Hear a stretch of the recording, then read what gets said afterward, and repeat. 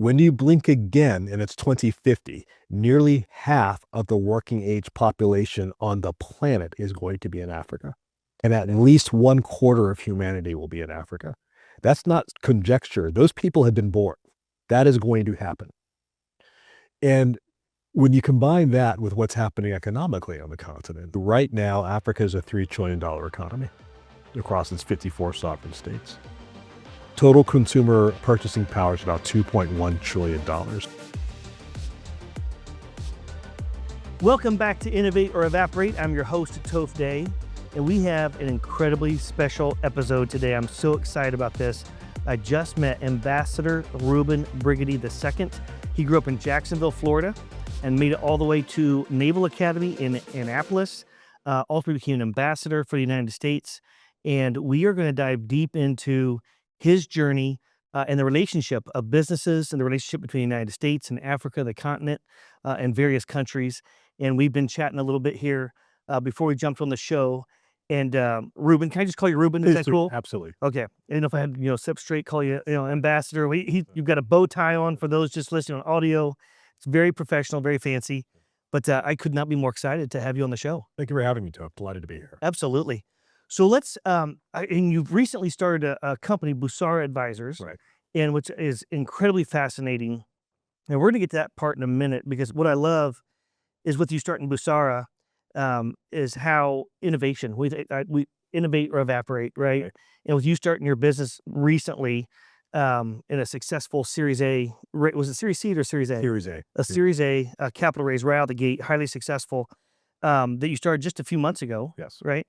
And but before we get to that part, which the story I love there I want to dive into later is going to be innovation around any business, right? And this is strategic advisory of companies and how you can bring innovation to how you even thought about setting that company up and how you go about it versus the other folks who've been doing that for many years. Sure. All right, so let's go back to Jacksonville, Florida. Yeah.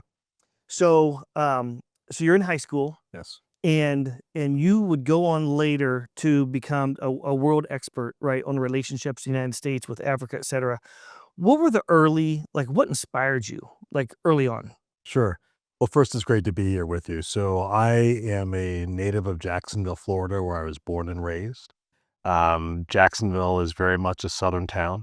I grew up in the church, in a Southern Baptist church. And it was a child of the 80s. So, it was Reagan and the Cold War. Big hair. Exactly. Exactly. Back when I had hair, exactly. High top thing. And so this was the fight for democracy and to defeat the evil empire. I was a bit of an odd kid in the sense that when I was growing up, my heroes were not sports heroes. I mean, I knew of Michael Jordan, not in Isaiah Thomas. My heroes were Colin Powell. Yep. And Brent Scowcroft and people like that. And so I'd read every Tom Clancy book when they came out. I had the whole G.I. Joe toy collection, loved all those things. And so as I matured and I learned more about the Naval Academy in Annapolis, that's what I really wanted to do. So I decided when I was 14 years old, I wanted to go to the Naval Academy. Everything I did in high school is geared towards that purpose. It's the only college I applied to, and I got in my senior year pretty early in September. So that's what I did. That's amazing. So I have to tell you a quick story about when you mentioned Naval Academy. I had the opportunity years ago to go on the John C. Stennis. Yes. And out at sea, 120 miles out at sea, they were practicing, takeoffs and landing. And there's so many things I didn't know. I wasn't aware that every aircraft carrier has 7 other vessels, I think it is. Right, carrier strike group. Yeah, we're battle group. Yeah. Yep, the whole group. We had the opportunity to meet the admiral. And they said that every year on the aircraft carrier, that 50% of those sailors come off the boat and get replaced with another 50%. So they're always top grading, Right. if you will. Is that true? Is that still true? I mean, it's more or less true. I mean, these statistics may vary a little bit, but what it tells you is, first of all, an aircraft carrier is like a city. I mean, there are 4,000 sailors plus or minus on board every single one. These are very young Americans that are going off to do the nation's business. And so now what's ironic is, you talked about how you went to meet the admiral in charge, and when you're 19 or 21, those seem like old men, and goodness. how time catches up with all of us. Right. Yeah, Exactly. that's right. The amount of another thing that shocked me was the amount of just pure studying Yes. that they still do every single day. And it's not like they work 8 hours and they get to, go hang out on deck or something, right? They're constantly working, studying, learning, sleeping, and Right. rinse and repeat.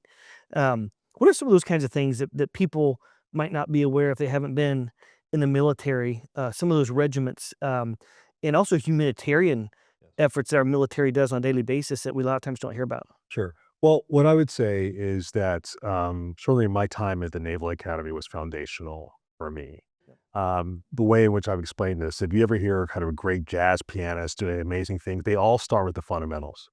And then jazz is simply an improvisation on those themes. And so similarly, whether you're talking about the importance of teamwork, the importance of accountability, the importance of learning how to lead, and there are very specific skills you can learn to bring people together to attack a particular Yep. challenge. Those are all foundational. And though, my time post graduation was relatively short in the military, I have very close friends that have done many years in a career, and certainly in my own career in diplomatic work, because in many ways, an embassy abroad functions like a ship at sea. You're far away from the flagpole. You have a group of Americans. You're there to represent the United States, sometimes through some very complex in engagements, sometimes into some very dangerous engagements. Yeah. But it's all of a piece. You apply those same leadership lessons in order to build a team to accomplish an objective. When was there a moment where you're like, I want to be an ambassador someday? Um, I didn't even know what an ambassador was really, when I was, certainly when I was going off to the Naval Academy, and I may sort of heard of it, but it never occurred to me that that was gonna be something in my own reality. What I did know is, they say that life is lived forward but understood backwards. I've known that I've always wanted to serve my country. I know that my eye has always been on the horizon abroad. And I've known that I've always been focused on leadership and bringing people to solve problems to achieve a particular objective. And so I've done that and had the great privilege of doing that in multiple different environments, sometimes in the military, sometimes in academia, where I served not only as a professor, but as an academic leader, multiple times as an ambassador, and then now as a businessman as well. So then, so you get out of Naval Academy and you serve for 5 years. 5 years. Then you go and get your master's and get a PhD in England. Yes, that's correct. Talk to us about that. Why was that important in your journey? Sure. So I'd gotten a fellowship from the Naval Academy to study at University of Cambridge, study international affairs, and then when I left active duty, I went back to finish my PhD. And for me, it was life changing because this was in the late 1990s, and as I say to many other young people, being an American studying outside the United States forces you just to think about the world differently. I Mhm. mean, it's just like if, this old parable, if it's three blind men touching an elephant, one touches the leg, one touches the trunk, and one touches the tail, and they are asked to describe what were they experiencing. And one says, well, one I touched a tree, one I touched a snake, and, one I touched something else. Yep. I mean, the idea is that when you are forced to see the world through other people's eyes, it both makes you appreciate your own country more, but also makes you ask other questions about their own existence. And so that curiosity certainly is one of the things that led me on to diplomacy and then uh, trying to bring that skill set to advancing our own country's interests abroad, but also doing so where possible in concert with our friends and allies around the world. All right. So you finish, you get your PhD. Yeah. How long did it take you? About 7, 5 years. 5 years. So you finish your PhD, you come back to the States. Yes. And then how long was it before you were appointed your first ambassadorship? Oh goodness, what's the math on that? So 2003 until I got my first ambassadorship in 2013. So about 10 years. About 10 years. So I started off first working at an NGO called Human Rights Watch. I started working for them on August 13th, 2001. September 11th happened 3 weeks later. And Wow. 6 months after that, I was working for Human Rights Watch on the ground in Afghanistan, doing some of the first human rights and humanitarian work of the war. We did that same work in Iraq a year later. We went into Iraq 3 weeks after the fall of Baghdad in 2003. Again, unarmed, undefended, doing some of the first human rights and humanitarian investigations of the war. And then Are you living on a military base no, or? no, no, no, no. We were with other NGOs, and so our strategy was to be very, very local. You work with other NGOs that are there on the ground, maybe local hotels, blend in where you can, and be very vigilant. So a lot of the security training that I learned in the military was invaluable when I was on the ground in these war zones as a humanitarian and human rights researcher. Were you married at the time? I was engaged. Engaged? And was she with you or? She was not physically with me, Oh, but my wife has a spine of steel, and she's like, "Look, go do your thing. We'll get married when you come back." that is so fascinating. So what is that moment like? How does it happen? How do you get appointed to ambassadorship? What's that phone call like? Did you know it was coming? Like, Well, I've had it twice now, and they've been different each time. So broadly speaking, we have two types of ambassadors. We have career diplomats who rise through the career ranks, just like when we rise through the ranks of the military. yep. To be a general, you rise through the ranks to the seat of foreign service, and you get to be appointed a chief of mission or ambassador. And then we also have political appointees. Roughly about a third of our ambassadors around the world are political appointees. So they are not career diplomats. The president of the United States asked them to represent the U.S., to be his personal representative in country or organization Yep. X, Y, or Z. And you come and go with that particular administration. And so for President Obama, his first term, I served as a political appointee in the State Department twice. First as the Deputy Assistant Secretary in the Refugees Bureau, responsible for all of our refugee programs in Sub-Saharan Africa. And then as the Deputy Assistant Secretary in the Africa Bureau proper, responsible for all of our embassies and all of our foreign policy in the southern part of Africa, basically south of the Democratic Republic of the Congo, to include South Africa. And then for President Obama's second term, and this gets to the question, what's it like? I was literally sitting in my office at the State Department, and Cardinal Pope Benedict had stepped down, and they were having the conclave to pick the next pope. And white smoke was emerging from the Sistine Chapel when they announced Pope Francis. And I literally got the call Yes. from the White House saying that the president wants to announce you to be his ambassador. Yeah, is there a specific person that always makes the call? Or who was it that made In the this call to you? particular case, it was somebody from the White House Office of Personnel. Gotcha. Yeah. And do you remember where you were sitting? I was One of those moments. Yeah, I was sitting at my desk in the State Department, Yeah. on C Street in Washington, D.C. Okay, so then you serve as an ambassador for what, 12 years total? So no, so I served as an ambassador to the African Union for President Obama's administration for 2 years. Okay. And then after the president's term, or just before the end of the president's term, I was asked to be the dean of the School of International Affairs at George Washington University, which is the largest school of international affairs in the United States. So I did that for 5 years and was recruited from there to be the vice chancellor or president of the University of the South in Swanee, Tennessee. So I started there right at the start of COVID, which was hard for everybody. And leading any kind of institution through COVID was just hard for everybody Yes. in that space. And then at the start of the second academic year, which was the fall of 2021, literally was a Friday, first Friday academic year, I get a call out of the blue. Again, it's the White House. Ambassador Kathy Russell, the head of presidential personnel, who said, Ruben, the president needs you to go to South Africa. He wants to send somebody he knows and trusts, who knows Africa, who knows South Africa, who's been an ambassador before, and who has been confirmed by the United States Senate before. Will you go? I said, it's Friday. Yeah, talk to wife. Call you Monday. Yep. So I said to my wife, sweetie, White House called. President wants us to go to South Africa. She said, no, we're not going. You're like, hang on. We're going. Can we talk about We just got here at this university. I'm settled. You're settled. Your appointment here is an historic appointment. No, all of which was true. And then hoping to end the conversation, she said, and it's an honor the president asks you, you'll get asked again for something else one day. And I said, that's not how this works. You can't get a personal ask from the president of the United States of America and say no. Right. I mean, yes. Hardly anybody gets that ask. Right. So that was a long weekend. Wow. But obviously, ultimately said yes, and off we went to South Africa.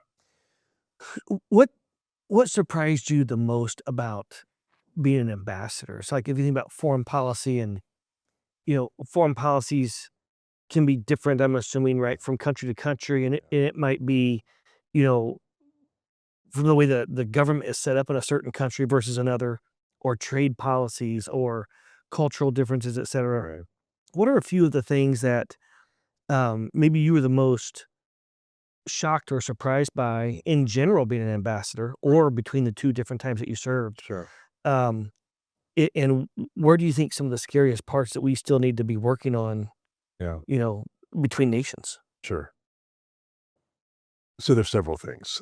The first is that on the one hand, virtually there are a couple of technical exceptions, but virtually every ambassador, every U.S. ambassador in the world has the title Ambassador Extraordinary and Plenipotentiary, meaning that you have the full authority of the President of the United States to execute foreign policy on his or her behalf in that country.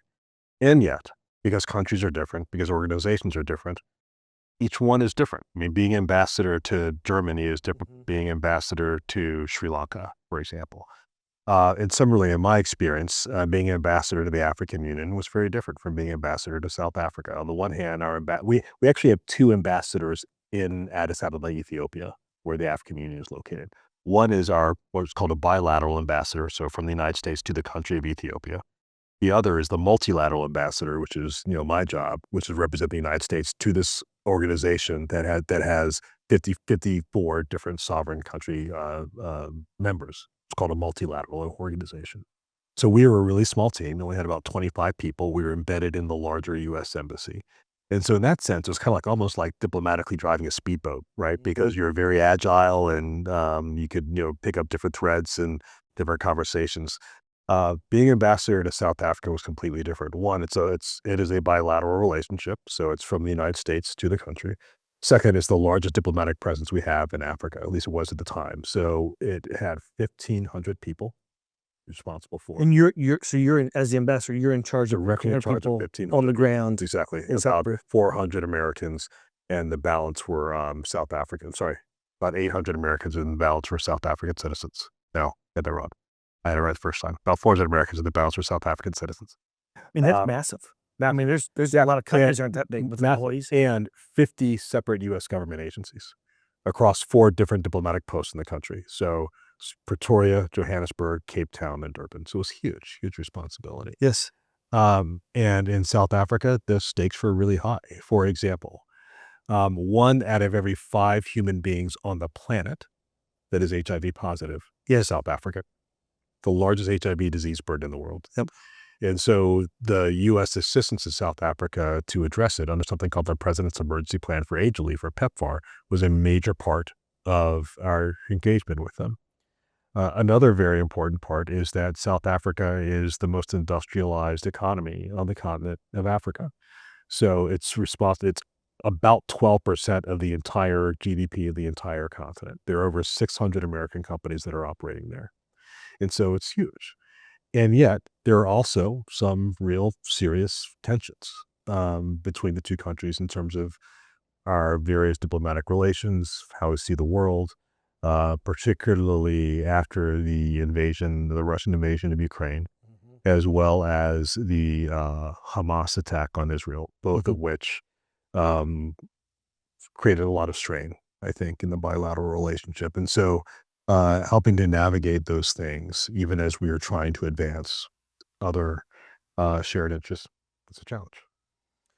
So you were sharing, and we're going to head in a moment here to Busara. Right.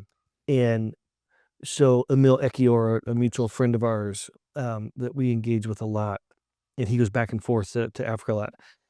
The economy Yes. in Africa is massive Yes. and growing. Yes. And so in the technology, Yes. right, in Africa. And by the way, I recently have Nelson Mandela's book here. Is I had the privilege of going to South Africa a number of years ago, and had dinner with F.W. de Klerk, who ended apartheid, and then had the opportunity to meet with Ahmad Kathrada, Oh, yeah. who was with Nelson Mandela for many. Passed away, but yeah. Yes, he has passed away, and just amazing discussion. Yeah. I'm getting chills from my body and just reflecting on that. And then we had the opportunity to go in Joburg. We met with a number of local entrepreneurs Mhm. and what it was like to do business in South Africa and things that they were facing, and et cetera. And then we had an opportunity to go on a safari as well, Mm. which was Yeah. truly moving. Um, so maybe talk a little bit about over the last 20 years or so, Yeah. um, how you see the technology, the talent, the opportunity Right. in Africa, and maybe differences between some different areas of the continent. Sure. Let's kind of jump into that a little bit, and that'll lead us into Busara. Sure. Well, I think that one of the unfortunate recurrences is that I think that American perceptions of Africa amongst the general American population can be a bit dated, right? Because if you watch most of the news, what you hear are, wars in Sudan, or if you're of a certain age, like you and I are, you remember the famine in Ethiopia in the '80s, Yeah, or whatnot. And what that misses is those things are real and did happen, or apartheid in South Africa. But what it misses is the real dynamism that is happening on the continent of Africa right now. So, as an example, again, you and I are of a certain age, Y2K, the beginning of the 21st century seems like just yesterday. And all of a sudden, here we are. You're gray. I don't have any hair. And I'm gray. What? exactly. Hey, it's surprising you, but there you are, right? And and here we are. All of a sudden, we blinked, and we're at the first quarter of the 21st century.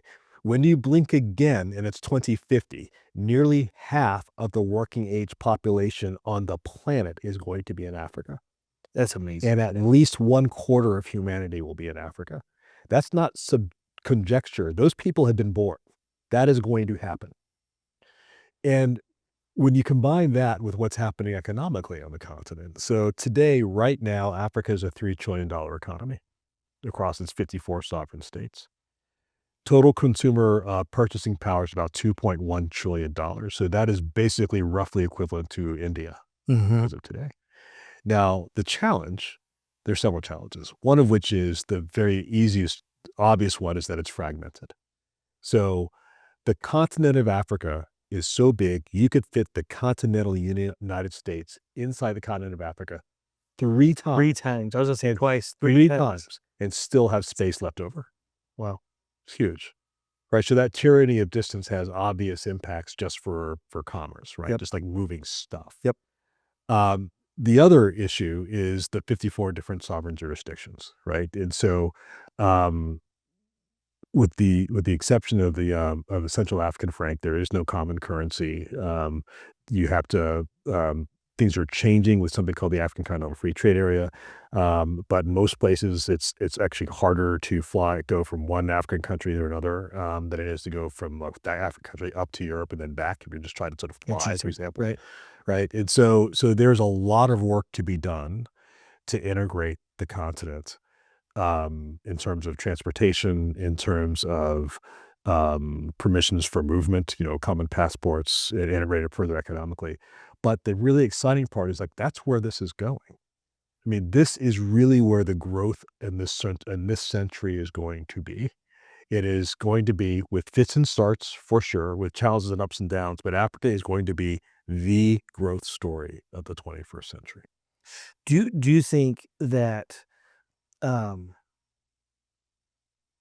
that with that transformation, like the acceptance of things like Bitcoin as a like a commonplace acceptable use of currency is you think it's more likely to be adopted in an environment like that where you're like Hmm.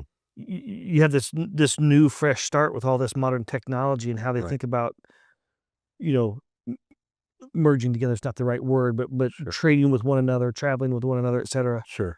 Well, it's a very good question. I mean, first of all, I think all of us are grappling with what does cryptocurrency mean? Yeah. What does it mean as a mode of trade?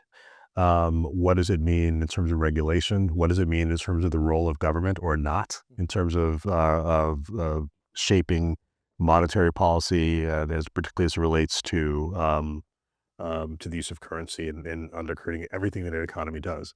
So, as it relates to things like Bitcoin or other cryptocurrencies, one of the benefits that are obvious for Africa, two big ones. One is, Africa basically leapfrogged a generation of telephony and went from effectively kind of the old landlines almost straight to mobile phones. Again, something that was prompted by the tyranny of distance and the difficulty of just Yep. building like large terrestrial telephone networks.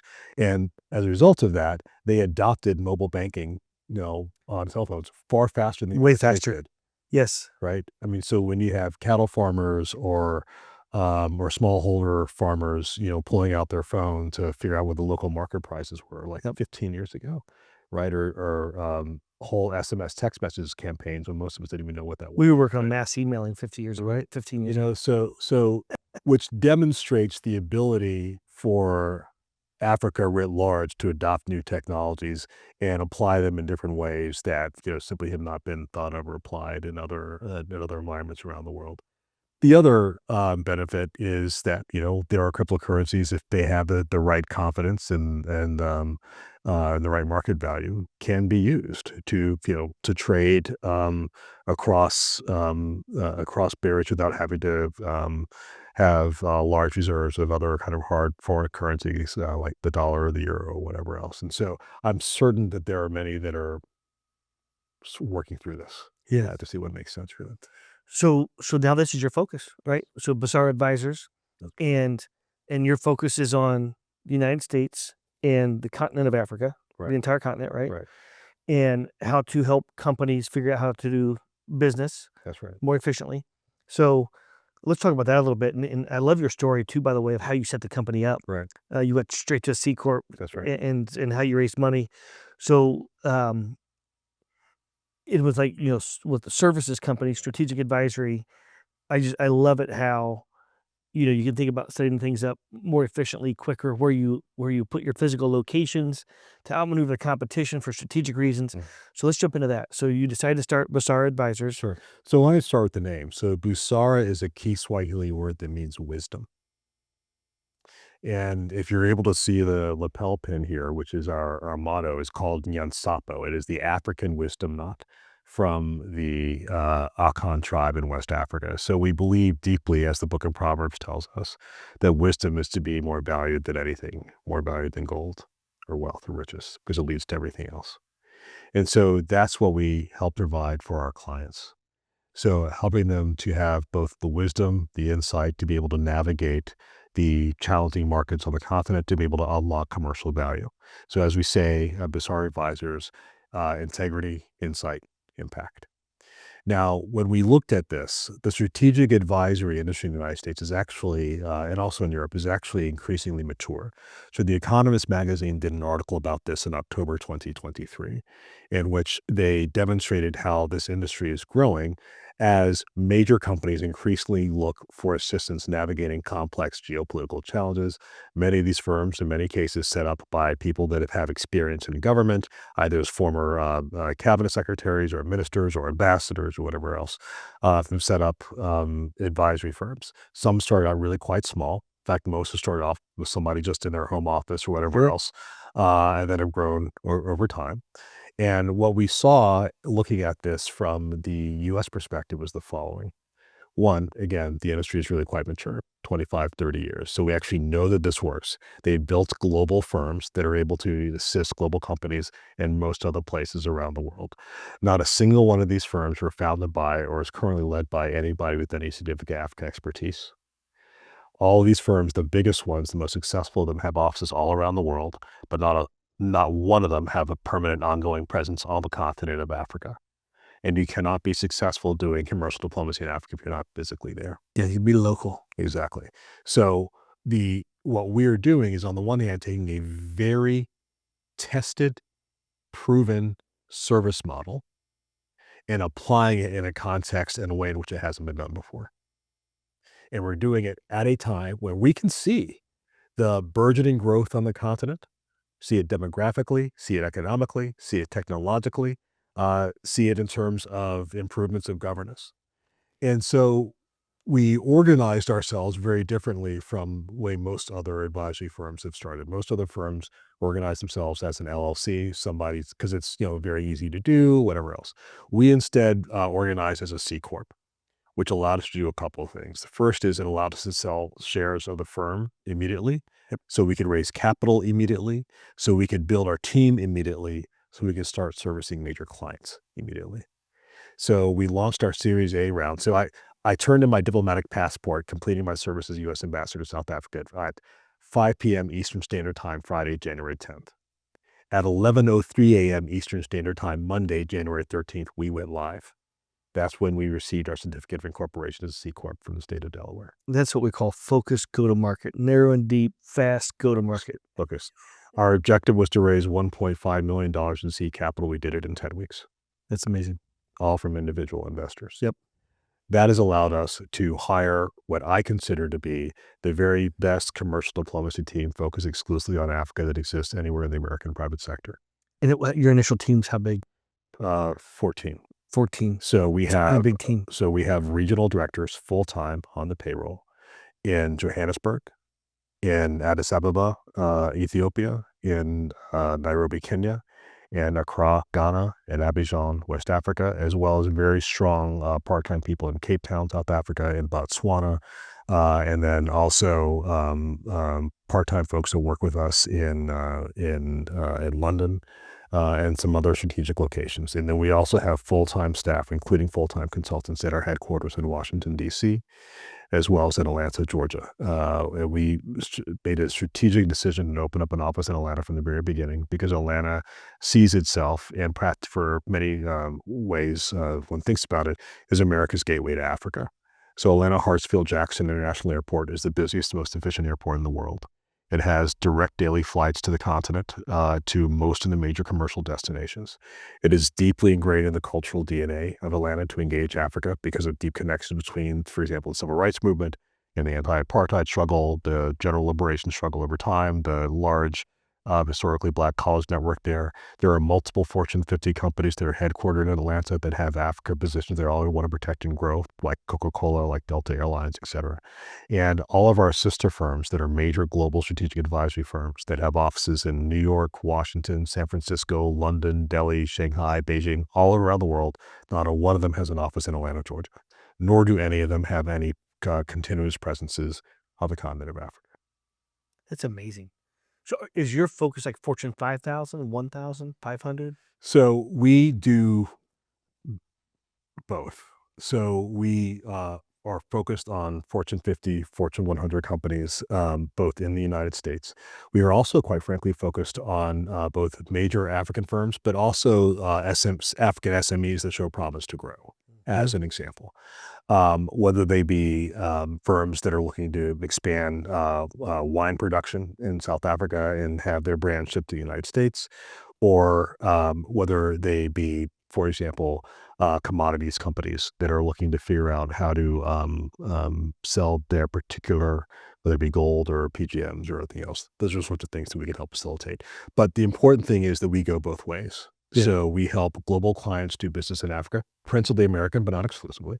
And then we help African clients do business in the world, both into other African markets where they may not always be, because inter-African trade is actually intra-African trade is actually really quite small, only about 1.5% of total trade in the continent. Oh, wow. With African countries with each other. And then also helping companies, African firms, expand beyond the continent, to export beyond. So are there like a few high-level strategic services that are like the bread and butter, like that most companies struggle with? Yes. So there are 4 that we have right now. The first is geopolitical risk and analysis, which is sort of standard, right? Help us to understand what is happening in this country as we decide that we're going to build a factory, build a hotel, change a different air route, whatever. Due diligence and deal sourcing. So we are an investment fund. We're looking to deploy capital. We're looking for these sorts of returns over this time frame. Where do we go? We are a company that's looking to set up a factory. We need to understand who the local players are. We need to understand how to navigate the particular regulatory environment. We need trusted agents for everything from legal services to real estate. How do we do that? Then market entry and trade facilitation. So I want to start sending containers of my product to country X. What are the import-export laws? how to actually do that, who are the best port services companies that we need to be working with, et cetera. All those things we have enabled by our network of local knowledge. And then the fourth thing we do is what we call bespoke commercial diplomacy, which is go solve my problem.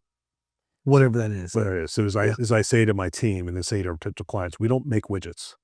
So it's not as if we have to build 10 widgets a month. We build 11, we're a recruiter. We build 8, we're a recruiter. We solve complex problems. Yep. That companies will often face as they're trying to engage a complex emerging market. That you need deep relationships deep for, relationships probably, with and deep local understanding, and then we help them solve those problems. That's fascinating. So where do you think this all goes? Well, I'm confident that we're going to be successful as defined by the following things. One, that we will increase the flow of business between the United States and various economies on the continent. I'm equally confident that we will be commercially successful as we do so. As we say in our firm, we have 3 whys: to grow jobs, to add value, to spread dignity. To grow jobs on both sides of this equation, both in Africa and in the United States and elsewhere. To add value for our clients, for our shareholders, and for the communities in which we operate, and to spread dignity, because business create jobs create dignity. As we have said, we know that this model works because it is a proven track record over a generation. We also know that it has not been sufficiently applied to Africa. It has largely not been sufficiently applied to Africa because these firms are making very good money elsewhere in the world. By the way, that's why we were a standalone Africa firm. That's why we're not focused on other regions of the world. Because in order to be successful, you have to be on the ground. We are focused all of our attention on developing that expertise and then sharing that expertise as it relates to Africa elsewhere, so that we're not distracted internally by other sort of markets that may make economic. I think that's so smart. Right. I mean, giving partners. Are you the founder? Are you co-founder? I am the founder, and we also have a board of directors, and every member of our board of directors is also an investor in the firm. Yep. So it's squirrel, right? I mean, every founder, every entrepreneur, there's 1,000 things you could do. Right.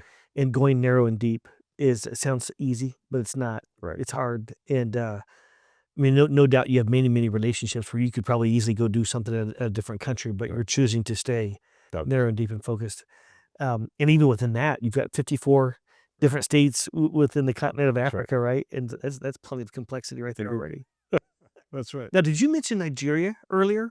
So we are adjacent to Nigeria. Okay. We've opened our first office in Ghana. We will almost certainly open up a presence in Lagos in the comparatively, which is the commercial capital of Nigeria, in the comparative near future. But for a variety of logistical reasons, we started in Ghana first.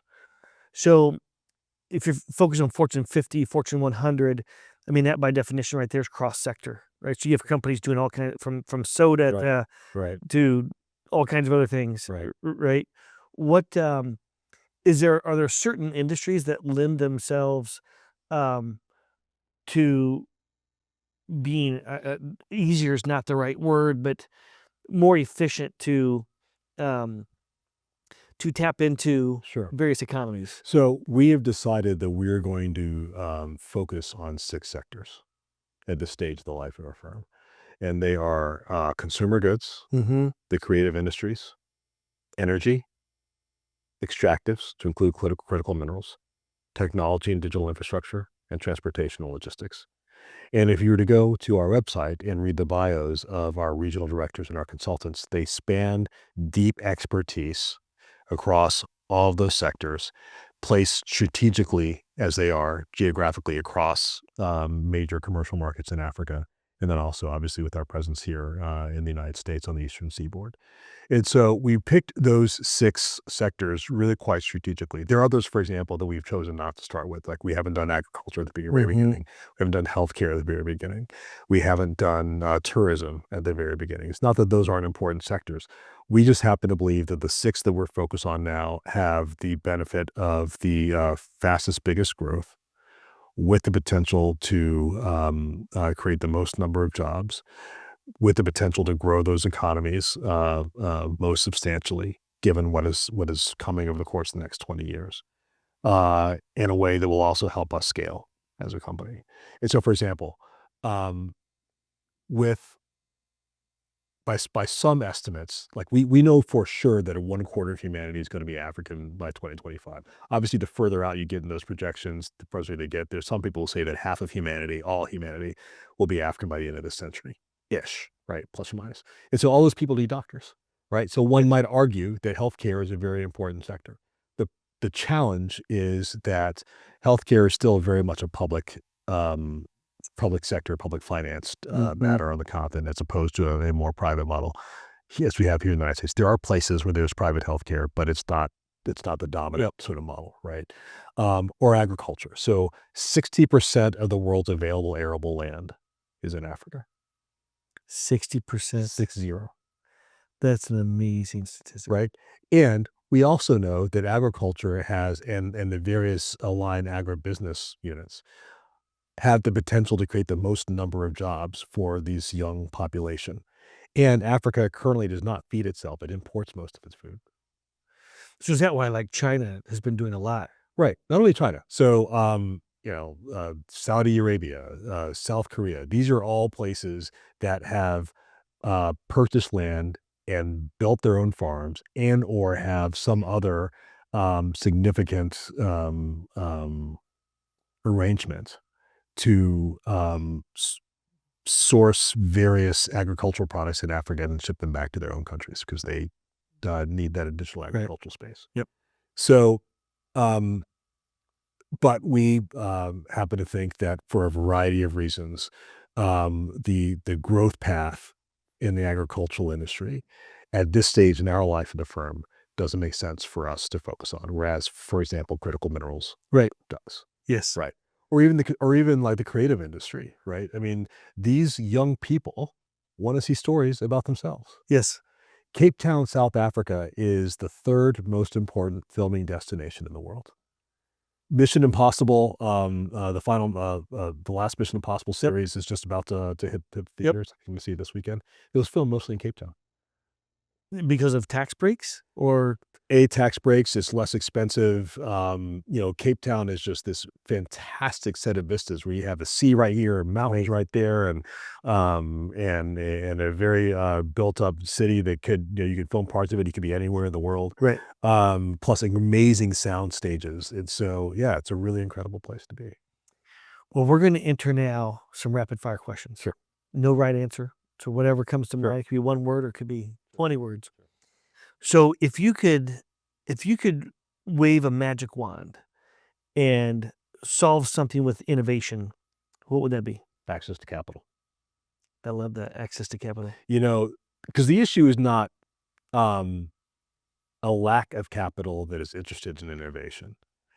The issue is, the whole reason we have ideas of unicorns is because there are a lot of ideas that don't work, but somehow still are able to get a lot of funding, right? And then there are a lot of people with a lot of really good ideas with a practical problem they're trying to solve, but cannot figure out how to get the right capital. That have capital. Right. And so we need a more efficient way to So like these two words, Yeah. opportunity and access. Right. In a lot of places you go, you get one or the other, Right. but not both. It also drives me crazy that you and I right now could go on our cell phones and download a gambling app. And we could go gamble $10, $100, wherever we want to. Yeah. But not anybody can go and invest in a company Mm, with the whole accredited investor concept. Yeah, Right. yeah. I think that's something else that needs to be looked at. Yeah. And create more access for wealth creation. 1,000%. We need a better way to link those two together. Yeah. Now you're gonna get me on a soapbox. Our credit system's also messed up. Right. We'll have to do another Right. conversation about that another day. What should we now the we concept could be whoever you want to pick. What should we stop doing?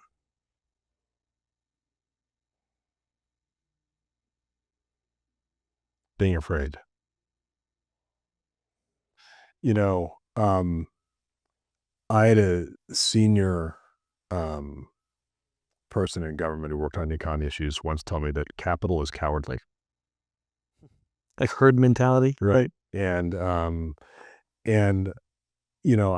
have two sons that are now, they'll be 20 and 18 this summer. From the time they were little boys, I would tell them this quote from Winston Churchill, paraphrased, that courage is the most important virtue because it's the one that enables all the others. And so whether that is somebody who has a great idea, but, gosh, there are bills to pay and they're really not sure if they're the right one or we're sure if they're ready or whatever else, or whether it be, um, someone who's like, gosh, this guy actually really does have a real idea, but I don't know if they're the right team or right bet yet. I think that fear stops an awful lot of things. Yes. And but at the end of the day, I saw something on online the other day that said, 100 years from now, there'll be 7 billion people alive today that'll be dead. So just forget your fear, do your thing. Yeah. Let's get after it. Yeah. We live once, as far as we know. That's right. Right. Well, this has been amazing. I could talk to you for like 8 hours. Like so many questions going Right. through my mind right now. What have I not asked about? That's the one thing that you really want to get out there that we didn't touch on. Let me just sort of reemphasize this, and it's not just because of the firm that we've launched. I've spent a good part of my life, one way or the other, representing the United States of America abroad. And we have a wonderful country. I would argue it's the greatest experiment in governance in human history. And one of the challenges of being in this beautiful country that spans coast to coast is that sometimes we can, take our eyes off the horizon and be a bit more self-referential and not really understand what's happening in the rest of the world. Other countries are understanding what's happening in the rest of the world. And part of our mission at Busara is to help others understand this burgeoning, growing, complex, dynamic, energetic story of Africa that is going to define this century. And so I would just encourage people to be curious, not just about the firm, but about the continent and to learn. And let us rediscover some of the spirit that help us to build our own country and build ties, commercial ties, to benefit all of our peoples. So if someone's watching or listening to this podcast, and they're at a Fortune 50 or 100, Sure. and they're looking for expertise, how do they find you or your team? Sure. You can go to our website, www.busara-advisors.com. You can also find us on LinkedIn, find us on Facebook, find us on Twitter. And Busara is BUSARA-advisors.com. That's awesome. Well, Ambassador Reuben Brigety, amazing life story.